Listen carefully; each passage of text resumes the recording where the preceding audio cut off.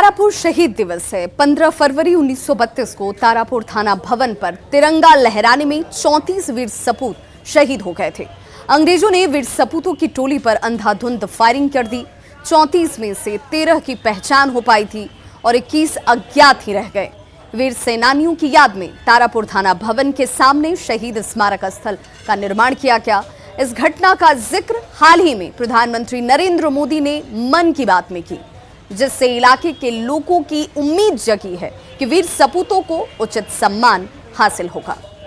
जिले के तारापुर थाना में वो जलियांवाला बाग से भी बड़ी घटना है, लेकिन इसे वह मुकाम और वह ख्याति नहीं मिल पाई जो कि जलियांवाला बाग को मिला, लेकिन यह भी उससे कम बड़ा आंदोलन और शहीदी जत्था नहीं था। देश के प्रधानमंत्री ने जिस चीज़ को टच किया है तो स्वाभाविक है कि उन चीज़ों को पूरा करना हमारा कर्तव्य है। और 13 शहीद हुए थे और कई लोग जिनकी पहचान नहीं हो पाई, उन तमाम लोगों को हम पूरी तरह श्रद्धांजलि देते हैं। तारापुर का यह ब्रिटिश कालीन थाना भवन जो 1915 ईस्वी में स्थापित हुआ था और 1932 ईस्वी के उस बलिदान का गवाह है, उसको राष्ट्रीय धरोहर के रूप में संरक्षित किया जाएगा। अनगिनत संख्या में स्वतंत्रता सेनानी शहीद हो गए।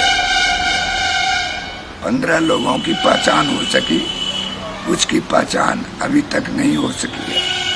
उन शहीद की याद में मेरे पिताजी पंडित नंदकिशोर चौबे स्वतंत्रता सेनानी। जहानाबाद में दर्दनाक घटना हुई है। हुलासगंज प्रखंड के इब्राहिमपुर गांव में फूस के घर में अचानक आग लग जाने की वजह से मां और बेटे की दर्दनाक मौत हो गई। इस घटना में कई मवेशियों की मौत भी झुलसकर होने से हुई है। बताया जा रहा है कि जब घर के सदस्य गहरी नींद में सोए हुए थे, तभी आग ने विकराल रूप ले लिया। हालांकि आग कैसे लगी इसका खुलासा अब तक नहीं हुआ है। इस घटना के बाद स्थानीय विधायक ने लापरवाह अधिकारियों पर अपनी भड़ास निकाली। उन्होंने कहा कि प्रशासनिक उदासीनता की वजह से कई प्रखंडों में अग्निशमन की व्यवस्था नहीं है और इस वजह से वक्त रहते आग पर काबू नहीं पाया जा सकता। खंड स्तर पर अग्निशामक का टीम नहीं है। खुद वहां के पदाधिकारियों ने भी महसूस किया कि घोसी में एक छोटा सा अग्निशामक की गाड़ी है। एक तो सूचना करते हैं, आने में देर होता है, तो उनका भी मांग है कि ये प्रखंड स्तर पर अग्निशामक का टीम होना चाहिए।